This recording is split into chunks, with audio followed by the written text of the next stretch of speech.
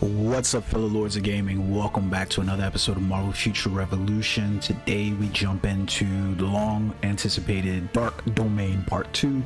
I have to say, this beginning trailer is outstanding. It justifies alone the resources needed to run this game, and yeah, it's amazing.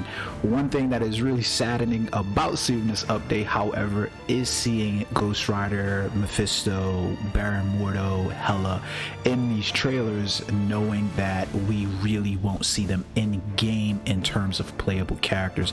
Even Scarlet Witch, who I know is a character a lot of players would love to play, so that kind of sucks. I'm not gonna lie to you, it does suck seeing the art animation on here and be like, yeah.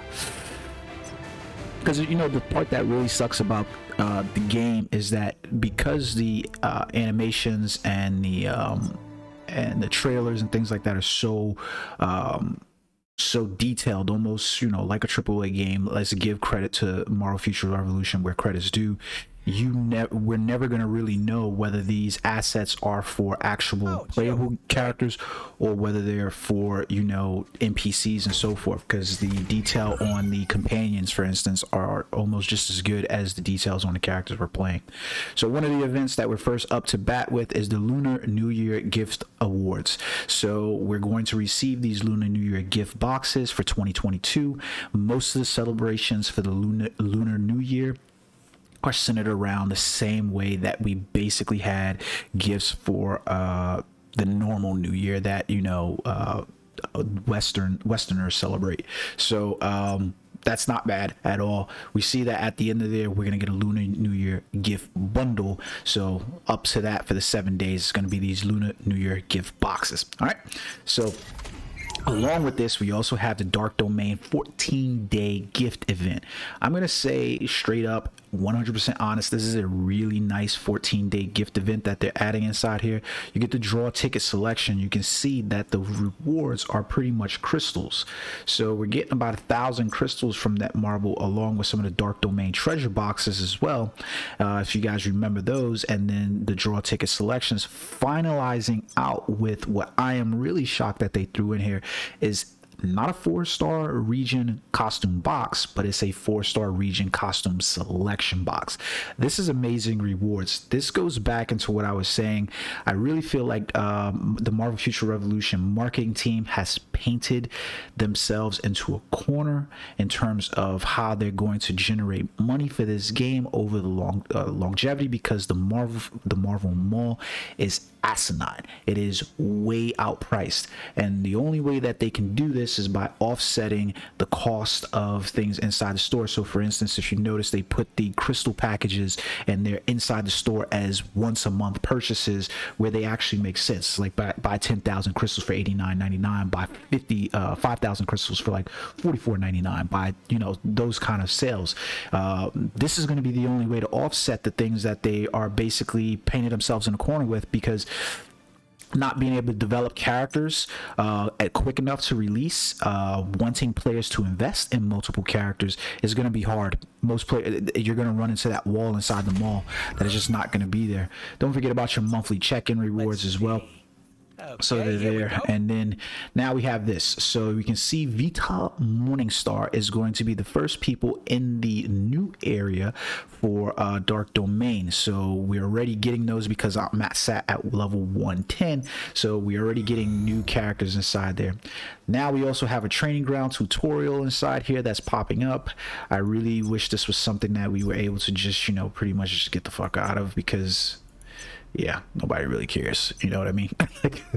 Like I don't think this was something that was inside the patch note updates that I was like really like, why are we adding this in here? Because it just really didn't make any sense that this was added inside here, because we've been playing with training grounds now for a month. We don't care. Like, let's be honest, most people still find this to be one of those things that's just, you know, let's not have this. It's not really worth it.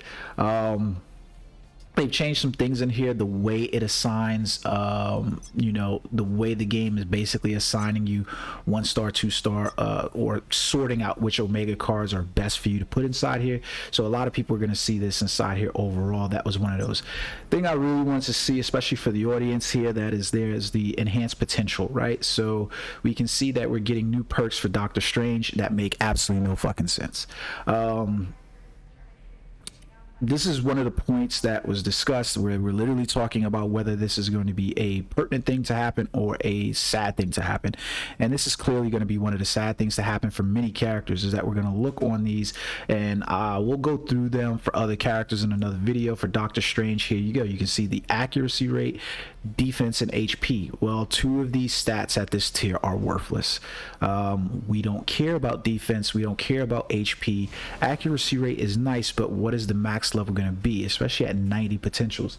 This basically, like I said to you guys, equates to another money investment for them to say we have reason to give you potential, or for you to be hype about getting potential rewards. Like for instance, inside my inventory, I've got 289 potentials sat inside there. Not to mention I've got potential boxes as well. So some probably worth 400 So now I get to raise my accuracy rate, which is, you know, I guess nice. I mean, I really don't care. But to look at raising defense and HP, no. Here goes really one sad thing about this update, is they took away our cooldown decrease that was here and they gave us crit damage instead. And now they're basically selling us back crit damage. So we'll take a look at that, and I'll get into some more detail for these things as well as we go. But it is, so we have the balanced compensation reward. What the fuck is that? So we're getting 24 shatter convergium, 13 flawless anti-convergium, and then radiant convergium. So make sure you claim those gifts inside your reward. We get the special login reward, which is just basically a raid ticket and training time ticket. And then obviously your maintenance completion reward, which is training tickets and gold supply boxes. You're definitely going to need those because, yeah, that's that update poll that I told you guys about. So make sure you did that. So the first thing I want to jump into is the Omega Season Pass. And this is a really interesting reason, because it's going to segue into the conversation I was basically having about Doctor Strange. They removed our cooldown decrease, and they're basically selling us back our cooldown decrease in terms of Baron Mordo, because that's his skill. My expectation or hope was that we were going to get Baron Mordo inside of this upgrade Season Pass. Alas, that is not the case. We get Ghost Rider, which I think a lot of people are going to be happy about, you know, because it's an XP gain, a character inside there. So I think overall most people will be happy with that XP gain, especially being able to upgrade him. But it's one of those things, you know, like it fits within the window of whatever it is that you're doing, you know, like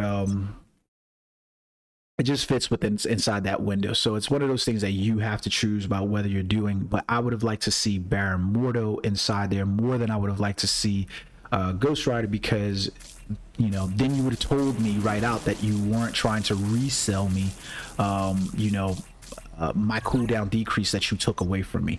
Now I know that that's what you're trying to do to me, you know what I mean? So you've pretty much done that. So I hate that. I hate that that's the way that went down, but that's the way that's going down. So Lunar New Year celebration, these crystal offers and stuff like that are going to be there. Here goes the really important part about seeing these New Year crystal events. I want you to notice the change in price. This goes with the mentality I said. They obviously know that they've offset that they've really hindered the cost. But before we do that, we're going to jump into the Marvel Mall. So you can see that this right here, 99 cents for you to get basically 600 crystals. That's 99 cents. This is a good offer. I would purchase that 100% of the time if I were you and you plan on continuing playing the game. Even if you were only playing the game for a day, that 99 cents offer is less than the cup of coffee that you're purchasing and stuff like that. So first up and first primary thing that I want to get done in this video is talk to you guys about the celebration events and the bundles and stuff like that. What isn't worth it to you. Now yeah, let's get into this. All right, so we've got the new recruit equipment, the new recruit premium kit. And so you can see inside this premium kit we get a 3-star companion, can be acquired at set rates. We'll take a look at those. You see we've got the tickets that they told us they were going to add the ticket chances for these inside here as well, for draw tickets. We're getting some supply boxes, some companion upgrade boxes. The overall for 99 cents, again, you're purchasing another 560 crystals. Essentially, this is a good deal. I would go ahead and purchase it, if not just for the tickets and the gold. I mean, the gold alone probably is worth the 99 cents, if I'm being perfectly honest. I'm not gonna lie to you guys and be like, yeah, that's not fucking worth it, don't purchase it. You can see what those 3-star companions is. There's no special companions in there, but I would still say that this is worth it. The Lunar New Year celebration crystal bundle, basically you're purchasing 2022 crystals the same way we did for the New Year. I believe that this sale was the same price for the Western New Year, so worth it. I hate that they loaded this one up front in terms of the Lunar New Year celebration 22 boxes. Here you can take a look at what's actually available in those gift boxes. So you can see all the way down to here, we're going to get basically some 5-star, normal boxes and things like that. We're going to get some costume draw tickets or some, normal tickets as well inside here. So pretty much you're probably most likely going to get tickets from these boxes. So what does that mean? Overall, you're basically looking at 22 tickets, and then Omega supply boxes along with the 2,000 gold. Now obviously it's a theme celebration box. The 22 tickets across the board, this is probably worth about 4,000 crystals, and then depending on how this pans out, you're looking at another 2,000 to 4,000 crystals. So you're looking at about a 6,000 crystal price. In terms of that, if you were to look at the bundles that I told you about that you can purchase once a month, you're basically equating out there. Would I purchase this necessarily? Hard to say, to be honest with you. Right off the top of my head, no, though, I wouldn't purchase that. Then we have the Lunar New Year celebration gift box perks. You're going to get 1,650 crystals instantly, and then you're going to get these Lunar New Year gift boxes. Well, I just showed you what's inside the Lunar New Year gift boxes. More than likely, what you are going to end up with is crystals, or the gold. The gold rewards in here aren't that bad, but more than likely, you're going to end up with tickets somehow, right? You can see the chance rating on those, right? So that's what you're basically looking at, is those Lunar New Year gift boxes. Would I purchase this? One per squad. So this is clearly not trying to show the investment of a pay to win. Unfortunately, this is a pay to win scenario. Like, that's the one thing that I think they're going to back themselves out of corner with, is they basically have shown that this is a pay to win game, and I don't think that they're going to back themselves out of that corner anytime soon. I don't think that we're working with a development team that understands that. So you can see that this is going to give you a region costume box, which is going to dissuade a lot of people from purchasing this, because nobody wants to purchase something to get a 4-star region costume that isn't a selector. Like, nobody wants to do that. Nobody. And especially not for $50. I don't care how many tickets you give me, how many crystals you give me. I might as well just go buy the crystals if that's the case. The Dark Domain Part 2 special companion perks, probably the same thing is going to apply here. As the inventory for special companions increase, nobody's going to want to purchase this, so I would tell you stay away from them. Now, the two things that I really want to show you was the Ghost Rider Summon Bundle that they have in here, available for $50, which is the crystal 2,000 crystals, and then you notice that you get the Ghost Rider companion inside here. Now, I could have sworn that you were supposed to get 60 companion shards from what is said in the notes. I guess not, but notice you can purchase this 5 times per squad. So they just cannot, they just can't get away from here. Now, something that I'm not seeing inside here is, I could have sworn there was supposed to be don't purchase this bundle. I thought they were supposed to have the Baron Mordo summon bundle as well.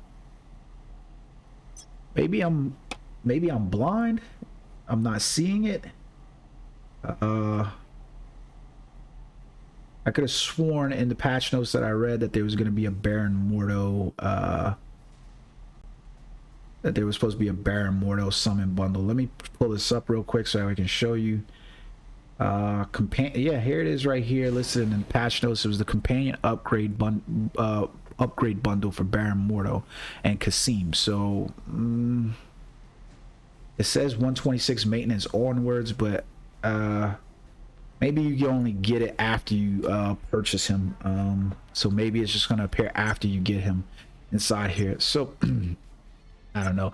Now, there are some draw chances that are going to be increased inside here. So if you want one of the special costumes inside here, all of the costumes for the sale for the steampunk and stuff like that, they're going to hit a rotation where they're going to be available.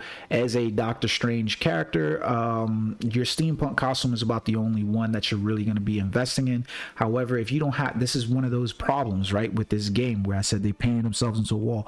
If you don't have the money to invest in this is not a fruitful investment, because you can't just dip your toes in, because dipping your toes in would mean, you know, you invest in this special festival right now to maybe get these steampunk costumes, right?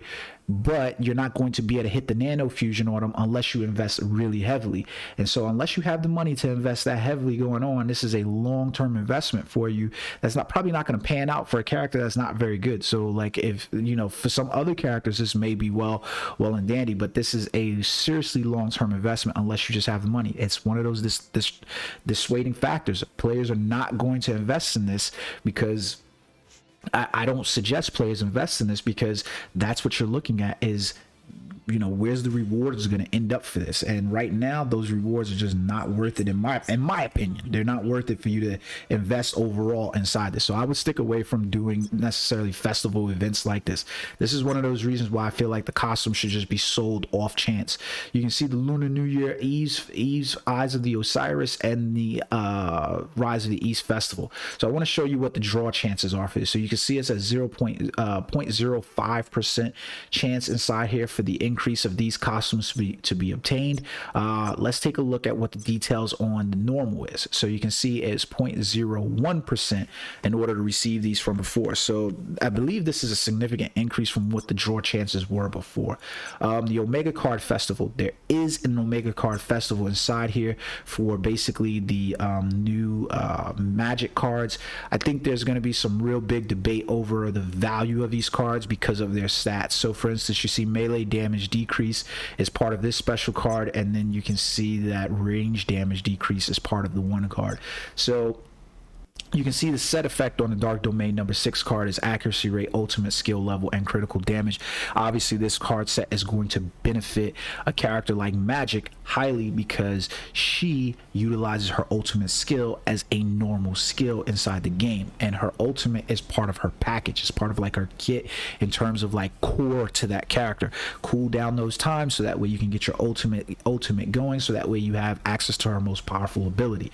This is not the same for a lot of the initial characters that they've pushed out at launch. Like Doctor Strange's ultimate is trash, so why would I want to add on to his ultimate skill level? Doesn't make a whole lot of sense, right? But these cards are there. I still prefer to get the Spider-Man card instead, but the card set on a whole, I would say if you were playing Magic as a character, this is a pretty good card set overall. We do have the companion draw chance increase as well. So if you want to get Baron Mordo, Kasim, Ghost Rider, or wait a minute. Okay, there he goes. I was like, what the fuck? Or Chuckles. I actually want Chuckles. So, like, funny enough, I want Chuckles. Baron Mordo I want, but his skill, basically, you can see inside that he's got a nice guard break medium. So let's see what they were. So his increased attack by 15% for 10 seconds, recovers ultimate gauge by 10%, and then decreases the remaining skill cooldown by 10%. So this is pretty much in line with, I think, what a lot of players are saying is. Now, remember, you only get this right here if you are playing as Doctor Strange or as Magic. You don't get this if you're not. If you're playing as another character and you're using him, then he just summons and he does magic missiles. So just kind of remember that inside here. So by 15% for 10 seconds, with a 36-second cooldown. So I like the fact that it's just the recover ultimate gauge and the decrease remaining skill cooldown is just a flat out percentage. So you know you're exactly getting that for, it's just going to recover your ultimate gauge by 10% and your school cooldown. Obviously, like I said in the video previous, this was going to benefit Magic more than it was going to benefit Strange. So it is what it is. Dimension box, you know, Dimension box is Dimension box. You know, you spend your time on that if you want to, but I won't. So we've got the new recruit premium kits, obviously the new Lunar New Year gifts, the dark domains, the special companion perks and stuff like that inside there. A lot of stuff is removed, and it is what it is. The Magic achievement bundle is still here, and the epic mission achievement bundle is here overall, so that matters. So we went over all those bundles. Consumables, so inside here they basically re-added in the regular New Year celebration events inside here, so you can go, for instance, and see that this is going to be 1 week per week. I think the price is cheaper here though, because I think it was 2,000 crystals before. I might be wrong about that, I can't remember, but basically you're paying 1,000 crystals to get 10 costume draw tickets and 1 Lunar New Year box. So basically you're paying 1,000 for 2,000 or 1,000 for 1,800.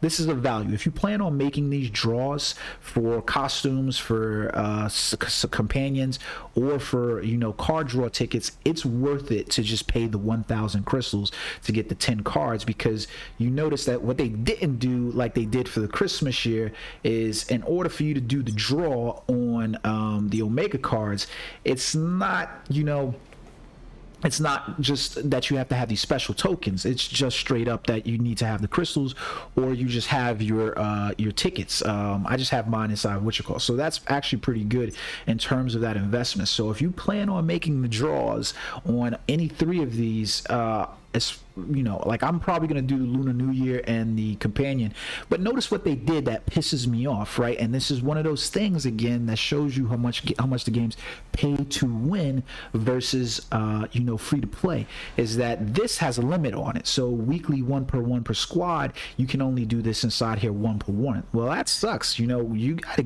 at least make this weekly 3 per 3, so that way, you know, free to play players who have been doing their due diligence to save up, you know, crystals have an ability to use those. You know, I hate that they took that, they haven't included that in there, so it kind of sucks, but you know, it is what it is.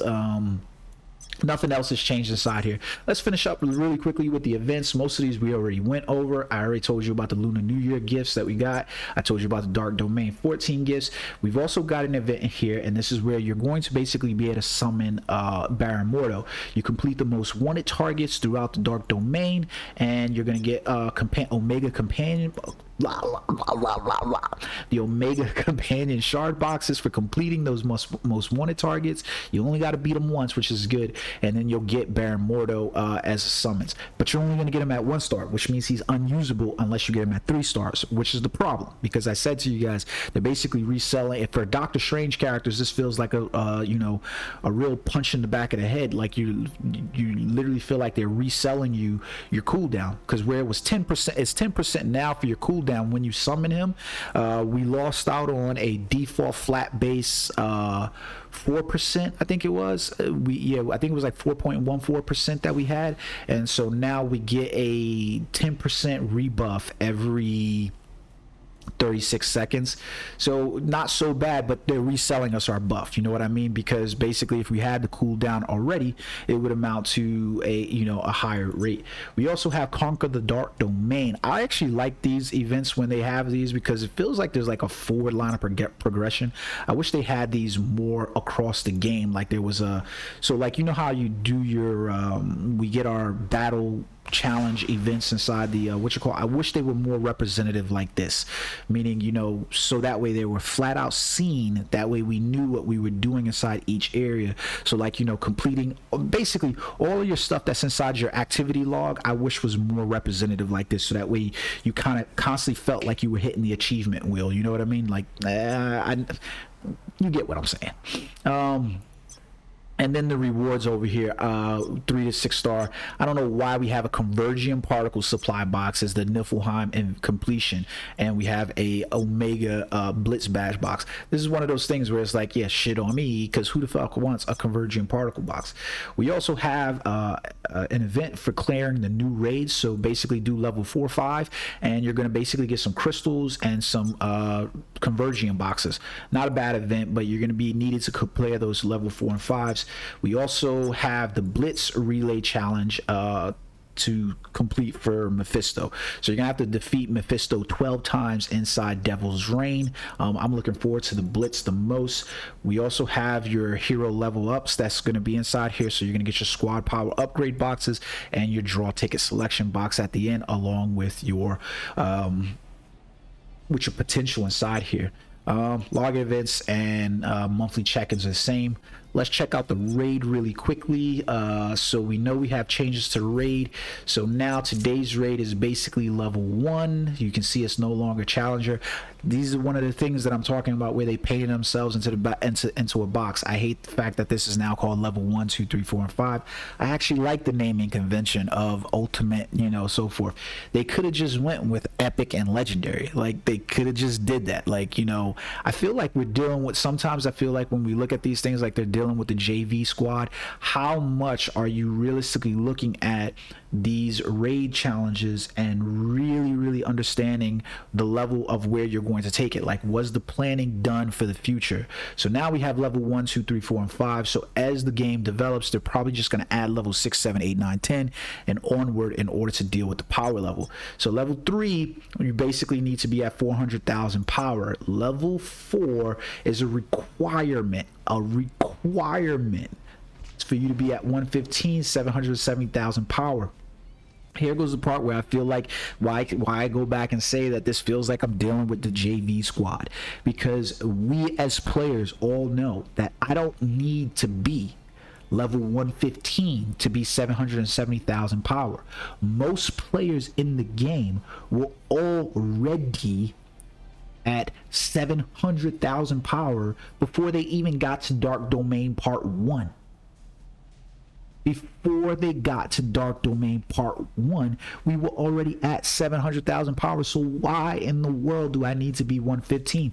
Remove the required level. I should just have a recommended power level. That's it. Stop time gating stuff inside here. And then you can see, to basically compete at 120, the recommended power level is 1 million.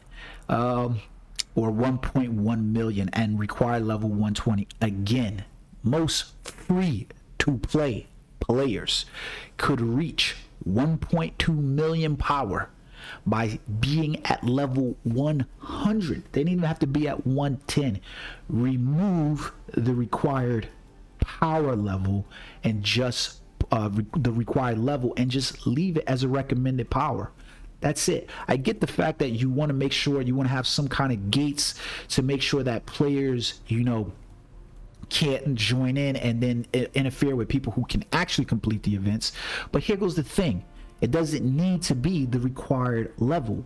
It just needs to be the recommended power. That's what your game is all around. So there we go. The Radiant Convergence. So you gotta be bullshitting me. Wait a minute. Hold on. Let me go back down to power level now here. So this 2 so flawless is 2, and then we get to 3 and we get the Radiant Convergium, and it's just 1 right here, and then daily raid it's now 1 to 2.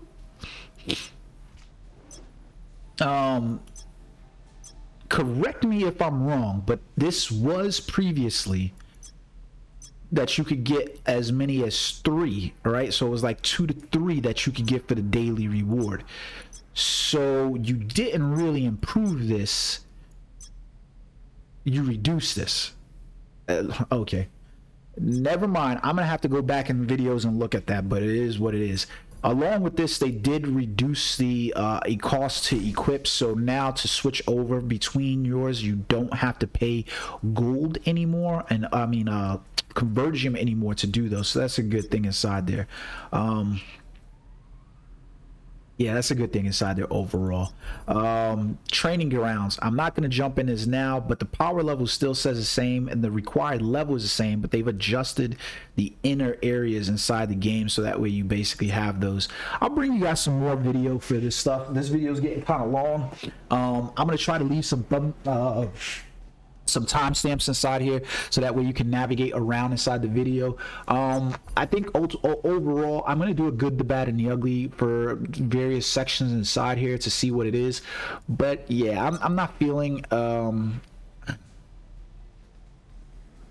I don't know. I'm gonna leave my opinions for now, and we'll get into that, the good and the bad and the ugly for that. I hope you guys enjoyed the video. Bottom line, guys, do me a favor, hit that like and subscribe button. Every single subscription helps to the channel, helps the channel growth, helps me grow as a content creator overall. So yeah, jump in on that, guys. Until next time, peace.